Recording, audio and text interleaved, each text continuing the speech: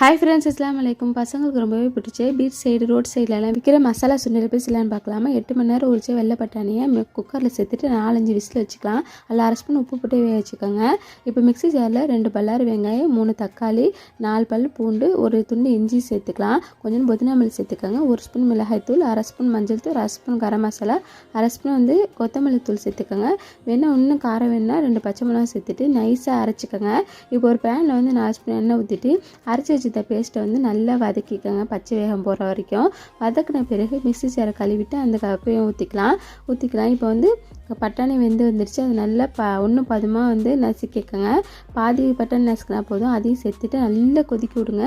இந்த அளவுக்கு திக்காக ஒன்று கிரேவி வந்த பிறகு ஒரு பவுலில் மாற்றிட்டு அதில் சின்ன சின்ன வெட்டி வச்சிருந்த வெங்காயம், கேரட்டு துருவி வச்சுருக்கேன், அதையும் போட்டுக்கலாம். கொஞ்சம் கார்ன் சேர்த்துக்கோங்க. கொஞ்சம் புதினா மல்லி சேர்த்து மிச்சர் இருந்தாலும் சேர்த்துக்கலாம். சூப்பரான மசாலா சொன்ன ரெடி. கண்டிப்பாக ட்ரை பண்ணி பாருங்கள். நம்ம தொடர்ந்து சப்போர்ட் பண்ணுங்கள். சப்ஸ்கிரைப்